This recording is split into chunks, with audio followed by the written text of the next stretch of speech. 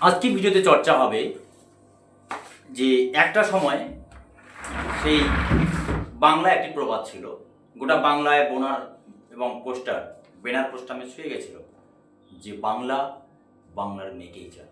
কিন্তু সাম্প্রতিক বাংলার যা পরিস্থিতি, নারী নিরাপত্তা নিয়ে এটা কিন্তু একটু প্রশ্নের মধ্যে কিন্তু এখন যাচ্ছে গোটা বাংলার মানুষ।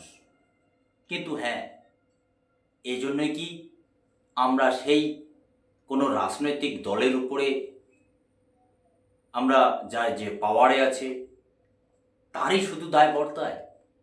মানে যে যেখানে পাওয়ারে আছে শুধুই কি তার উপরে দায়িত্ব বর্তায়? নারী নিরাপত্তা একটি সমাজে খুব সিরিয়াস ইস্যু হয়ে দাঁড়িয়েছে, গুরুত্বপূর্ণ একটি বিষয় হয়ে দাঁড়িয়েছে। আমরা যতই বড় বড় কথা বলি যে নারী নিরাপত্তার জন্য এটা করেছি ওটা করেছি এবং গোটা তোমার গোটা পৃথিবীতে ইউনিসেফে আমাদের প্রশংসা হচ্ছে, আমরা এটা করেছি ওটা করেছি, কিন্তু বাস্তব কাজ আমাদের দেখতে হবে যে রিয়েলিটি গ্রাউন্ডে মানে আমাদের যে মাটি লেভেলে কাজ কতটা হচ্ছে। মানে নারী নিরাপত্তা প্রশ্ন থাকছে, কিন্তু হাজার হাজার প্রশ্ন কিন্তু থাকছে। এই জন্য কেউ বলছে তৃণমূল কংগ্রেস দায়ী। যদি বাংলায় হয় তাহলে যে সমস্ত রাজ্যে তোমার অকংগ্রেসি রাজ্য হোক বা তৃণমূলী রাজ্য হোক না কেন, বা যত ভারতবর্ষের রাজ্য আছে, যেমন এর আগে আমি তোমার হাতরাস এবং উন্নয়নের কথা বলছি, এবং তার আগে অনেক দিন আগে আপনার গুজরাটে যে পরিস্থিতি সৃষ্টি হয়েছে প্রায় 2 দশক আগে, তোমার বিলকিস বানু, এবং তারপরে গোটা বাংলায় এক বিরাট আন্দোলন দেখিয়েছে, যেটা হচ্ছে তোমার 9 আগস্ট 2024 যেটা আরজি করে হয়েছে বাংলায়, বিরাট দুর্দান্ত আন্দোলন হয়েছে। তার আগে 2012 সালেও আমরা দিল্লিতে এরকম দেখেছি, কিন্তু তার আগে আবার 2002 সালে একজনের কিন্তু এই ধর্ষণ কাণ্ডে কিন্তু ফাঁসিও হয়। এই নারী নিরাপত্তা নিয়ে কিন্তু প্রশ্ন থাকছে। মানে উত্তরপ্রদেশে হলে সেই যোগী রাজকে দোষারোপ করা যাবে, বা এ বাংলায় হলে অনেকেই প্রশ্ন তুলছেন যে না, বাংলা তো বাংলার মেয়েকেই চাইছে। এরূপ কি কোনো বিষয়?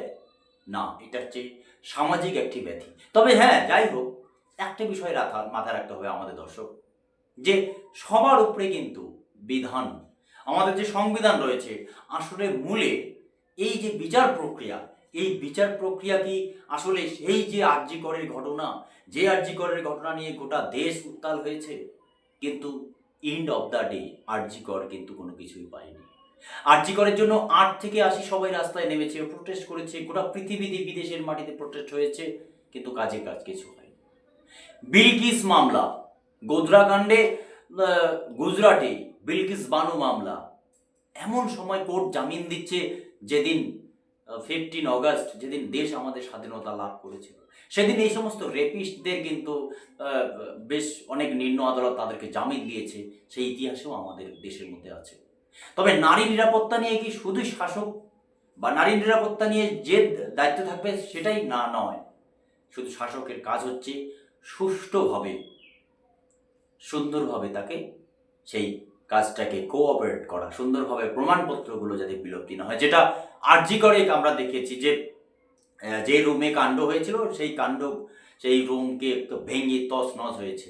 গোটা বাংলা গোটা পৃথিবীর মানুষ জানে যে তোমার 9 আগস্টের পরে পরবর্তীতে 3-4 দিন কি হয়েছিল, সেই রুম পুরা ভাঙচুর হয়েছে, মানে যাতে তদন্ত সঠিকভাবে না হয়। তারপরে সিবিআই, ইডি, সিবিআই, সিআইডি, রাজ্য সরকার, কেন্দ্র সরকার চলছে, কিন্তু আজ পর্যন্ত আমাদের কিন্তু সেই রাধা গোবিন্দ যে মেডিকেল কলেজে যে ঘটনা ঘটেছে, তার জন্য কিন্তু এখনো পর্যন্ত স্টপ হয়ে যাচ্ছে। মানে বিচার ব্যবস্থার উপরে এখন মানে আমি প্রশ্ন রাখছি। মূল আলোচ্য বিষয় যে যাই ঘটনা ঘটুক না কেন, সবার উপরে তো সংবিধান রয়েছে। তাহলে সংবিধান মোতাবেক এই সমস্ত যারা কাণ্ড মানে ঘটাচ্ছে, সে এই বাংলায় হোক বা ভারতবর্ষের যে কোনো জায়গায় হোক, এগুলো কিন্তু মানে ঘৃণার চোখে দেখা দরকার, এবং নিন্দনীয় ঘটনা, জঘন্য ঘটনা। নারী নিরাপত্তার জন্য আমরা কতটা সজাগ আছি, নারী নিরাপত্তার জন্য আমরা কতটা সচেতন রয়েছি।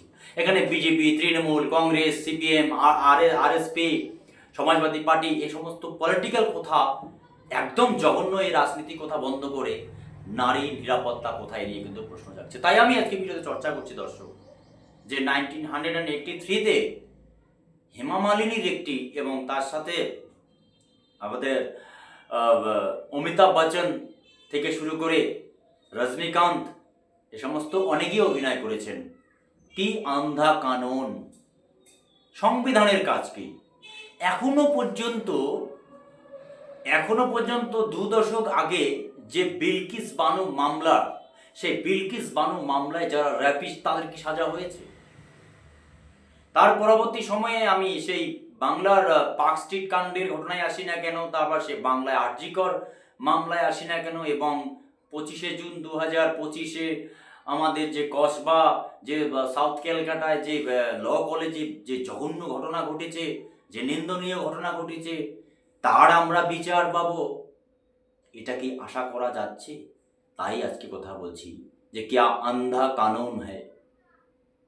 সবাই ঘুরে বেড়াচ্ছে, কিছুদিন মিডিয়াতে চর্চা, কিছুদিন রাজনৈতিক নেতাদের মানে বেফাস আমরা বক্তব্য শুনবো, মিডিয়াতে সামনে শুনবো। শিরোনামে আসছে কসবা, শিরোনামে আসবে কসবা। এর আগে শিরোনামে এসেছিল গুজরাট, কিন্তু সেই বিলকিস বানু সাজা, তার যে বিচার, তিনি সেই বিচার পাননি। তারপর আবার শিরোনামে এসেছিল সে আরজিকর। চলছে চলছে চলছে, মাস কাবার চলছে, চলতেই আছে, কিন্তু রিয়ালিটি কি আছে, সত্যতা কি আছে?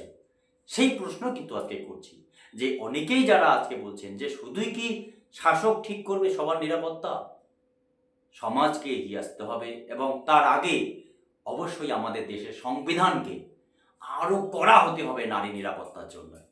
কারণ এই সমস্ত র্যাপিস্ট যারা জঘন্য কাজ করছে সমাজে, তারা কিন্তু ঘুরে বেড়াচ্ছে। অনেক সময় বড় বড় অপরাধীরা রাতোরাত নেতা হয়ে যাচ্ছে, রাতোরাত ফুলের মালা পরছে, রাতোরাত তারা দেশের গুরুত্বপূর্ণ জায়গায় বসে যাচ্ছে। যারা এই সমস্ত কাণ্ড কারখানায় যুক্ত অনেক আছে, তাদের যদি ক্রাইম যদি মুখোশ খুলে দেওয়া যায়, তাহলে আজকে কিন্তু তারা বিরাট বিরাট পদে আছে, ভারতবর্ষের যে কোনো গুরুত্বপূর্ণ পদে হয়তো বসে আছে। তাই আমাদের কথা হচ্ছে কি, নারী নিরাপত্তার জন্য সমাজকে যেমন সচেতন হওয়া দরকার, তাই তার সাথে সাথে क्या अंधा कानून है, ये अंधा কানুন হ্যায়। এই আন্ধা কানুন যে ব্যাপারটা, আইনকে আরো স্ট্রংলি নারী নিরাপত্তার জন্য সজাগ হতে হবে। তবে হ্যাঁ, অবশ্যই যে সরকারের যেই থাকুক না কেন, সে তৃণমূল কংগ্রেস থাকুক, বিজেপি থাকুক, কংগ্রেস থাকুক, আরএসপি থাকুক, সমাজবাদী পার্টি থাকুক, আরজেডি থাকুক, জেডিইউ থাকুক, এনসিপি থাকুক, শিবসেনা থাকুক, সে যেই দলেরই সরকার যে রাজ্যে বা যে দেশেই থাকুক না কেন, নারী নিরাপত্তার জন্য জিরো টলারেন্স নীতি অবলম্বন করা দরকার। এবং হ্যাঁ, যারা এই নারী নিরাপত্তার জন্য বিভিন্ন বেফাস যারা বক্তব্য রাখছেন, তাদের বিরুদ্ধে কঠোর থেকে কঠোরতর ব্যবস্থা নেওয়া। তাই আজকে ভিডিওতে আমি দৃষ্টি আকর্ষণ করছি, क्या আন্ধা কানুন হ্যায়, বিচার পাবে তো, সে আরজিকর হোক বা সাউথ ক্যালকাটা ল কলেজের ঘটনা হোক। আজ এ পর্যন্তই।